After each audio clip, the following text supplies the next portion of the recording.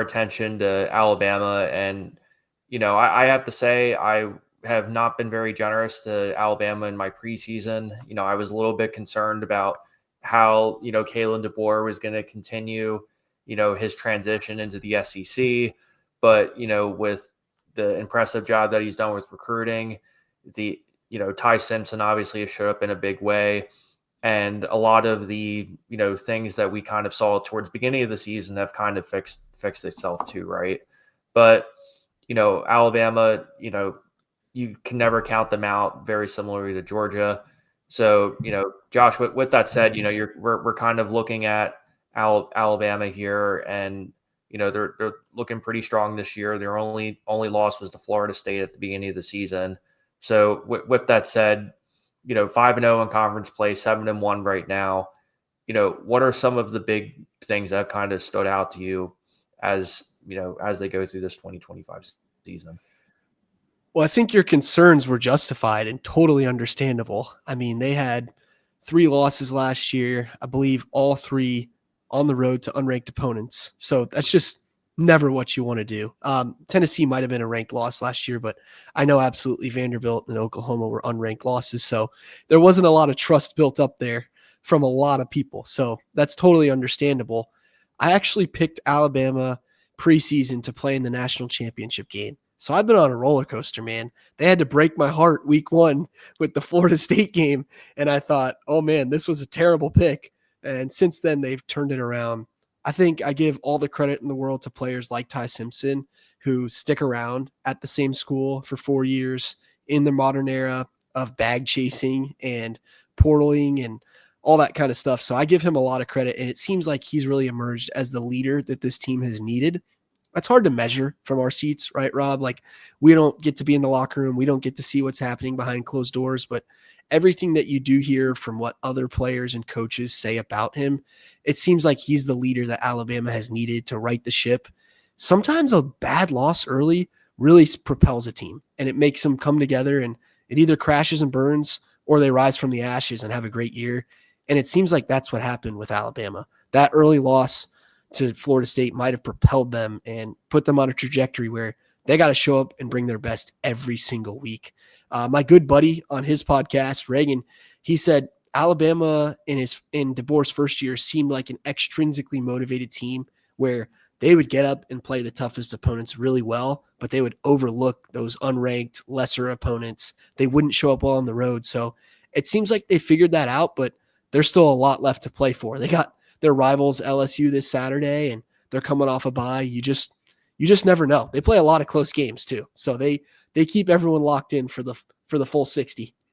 Yeah, exactly. And it's great that you mentioned the early season loss too, because as I was listening to you, it kind of gave me the comparison to Notre Dame last season, right? Because they had that really awful loss to Northern Illinois, and as soon as they had that loss, they kind of just snapped out of it and were just playing electric defense, really sound quality offense. That's kind of what we're seeing in Alabama, right? Because I mean, Ty Simpson is just, threading the needle all over the place.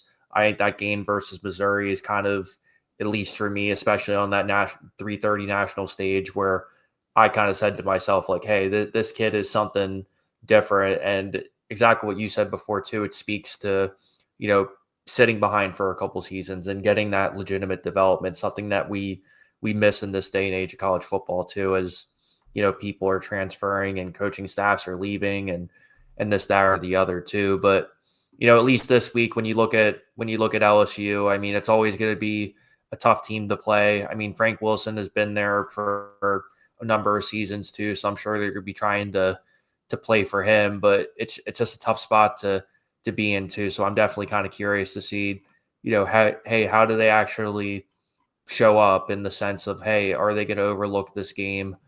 And, I don't think they're going to, but, they do have Oklahoma the week after, and that's going to be a team too, where, they're going to try to avenge themselves from the Texas game too. So it's definitely going to be fascinating to see.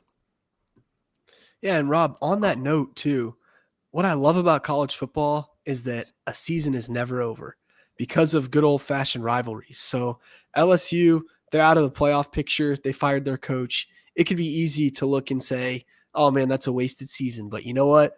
They're fired up to play their rivals, Alabama, this week, and it would mean the world to them to have those bragging rights for a year. So that's one of the beautiful things of college football. Like you said, good for Frank Wilson, guy who's been very loyal to that program and stuck around for a long time. It seems like he's made a lot of changes too. I saw that he opened up their facility, that Brian Kelly kept practices closed, but he's invited former players that want to be a part of the program, that want to mentor players, that want to be around and see LSU be successful. So I wouldn't be surprised if LSU comes out hot.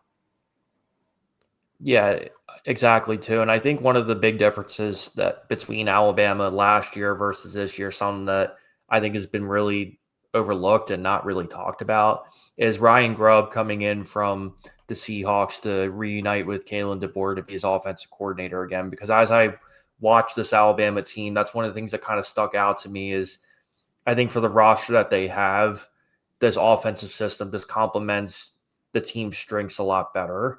You know what I mean? It's just a lot more. It's a lot more balanced. We're getting a lot more runs from the outside, a lot more vertical threats, some play action. Like those are the type of things I think we're kind of missing from Alabama last year, because I think a lot of the times they were relying too much on Jalen Milroe to be all everything, whereas now they're spreading the love with a bunch of different playmakers that they have. Oh, you're exactly right. I think Ryan Grubb, and I don't know, maybe I'm missing somebody, but I think he's perhaps been the best offensive coordinator in the country this year. I mean, maybe that's avoiding Charlie Weiss Jr. at Ole Miss. I mean, Ole Miss has been incredible, and that's with a backup quarterback too in Trinidad Shambliss. So, and I'm sure there's somebody else I'm forgetting to mention, but man, Ryan Grubb is a game changer. I think about, like you said, the balance, the consistency. There's deep threats, there's short threats. He's also been so creative. This Alabama team showed us really early they're not going to be able to run the ball traditionally well. So he's had to be so creative to find these run-esque plays that aren't necessarily between the tackles, but the creativity he's shown, and especially on big third or fourth down conversions or two-point conversions, he's kept these plays that I imagine he's been preparing all offseason and held them for moments. We're 6, 7, 8, 9 weeks into the season, and he's busting out plays that teams haven't seen, they haven't been able to scheme for, prepare for. I can't say enough good things about Ryan Grubb. You're exactly right. Yeah, and of course too. I mean, Ryan Williams, their number one receiver. He's been a dog this year too, and I definitely anticipate as things kind of progress too that they'll figure that out. I think the one thing I will say though, and Ryan Grubb said this in his press conference, going into the LSU game, but I'd really love to see Alabama find some more ways to run the football, right? Because out of the 8 games that they've played this year, they've only ran the ball more than 100 yards twice. And I get it when you have Jeremy Bernard and you have a bunch of other guys, you're not necessarily going to run the ball. You're exactly right, Rob. That's been a real struggle for Alabama this year. You wonder if it's going to bite them eventually. They've been able to, without having a running game. This is what's so fascinating. It's mind-blowing to me. Without having a traditional or dominating or even reliable run game, they've still managed to win the possession battle pretty much every week. And they've managed to shorten these games, keep their defense off the field. It's unbelievable. But I will tell you, it is shocking to me. And you look at a guy that's at Michigan now, Justice Haynes. My word, man, the way that he is running the ball at Michigan, and he's rushing for over 100 yards every single week, and that's an Alabama transfer. That's a guy we thought would be dominating. We have another guy, Jam Miller, who was held to 26 rush yards last week against South Carolina, or 2 weeks ago before the bye. I mean, and Daniel Hill, a lot of Alabama fans are talking about this guy's a stud. They want to see him utilized more. So, yeah, somehow, some way, it hasn't managed to bite him yet, but it absolutely is kind of mind-blowing that these electric running backs haven't been able to run the ball really well this year. Yeah, because I think you could say the same thing about their rush defense as well. Because I go back and I think of the games versus Vanderbilt last year in Oklahoma, kind of like what you elaborated on too.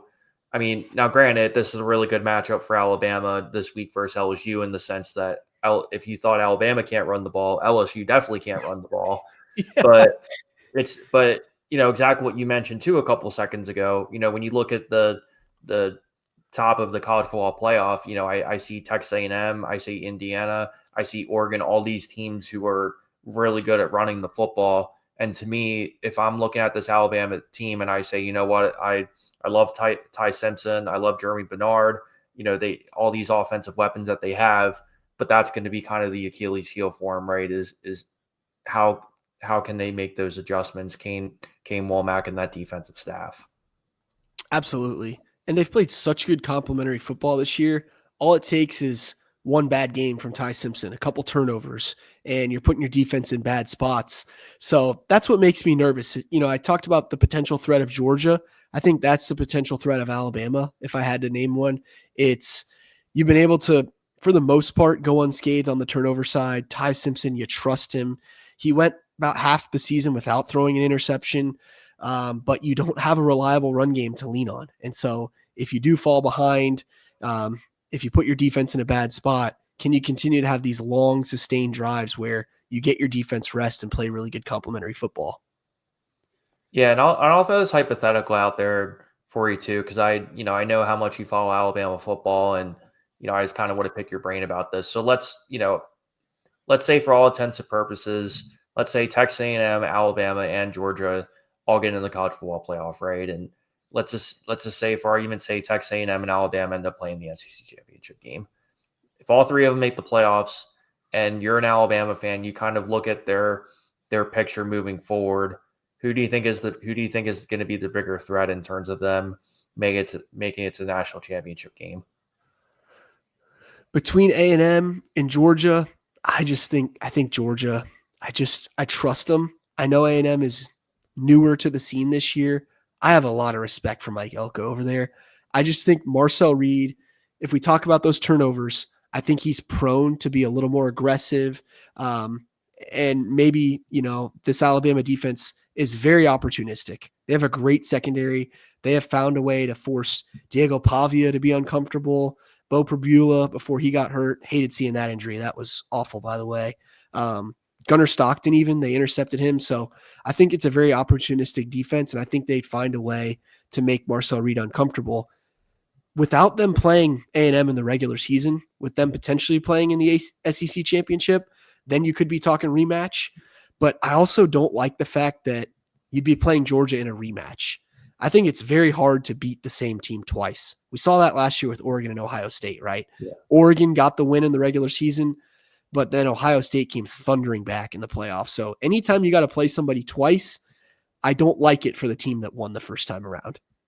Exactly, too, because exactly what you said before too. That's a testament of when it comes down to X's and O's, who can make the adjustments and who can exploit that one advantage that turns a game from a 24-21 game to a 27-24 game, if that makes sense too. And the last question I'll ask you in terms of Alabama is, we talked about their strengths and how electric they've been offensively with number of receivers that they have, and we've talked about how well Alabama has done in terms of getting turnovers, in terms of getting to the quarterback, and just playing a lot more aggressive defensively.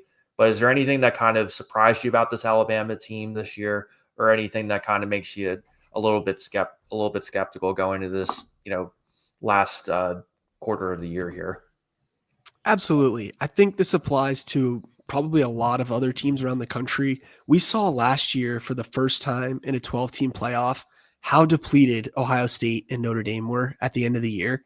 And depth is so crucial, but it's a luxury now. For the years that Nick Saban was at Alabama, his third stringers were better than a lot of team starters. And so if he had a guy go down or two, he would be just fine. I think that a lot of people don't realize, Alabama was missing Jam Miller in that Florida State game, but more importantly, they were missing Tim Keenan on the defensive line. And he has been a menace since he's been back. I just get very concerned. That defensive line group is very thin. And if you get a couple injuries and a couple guys go down, that to me is a very big threat for Alabama. They're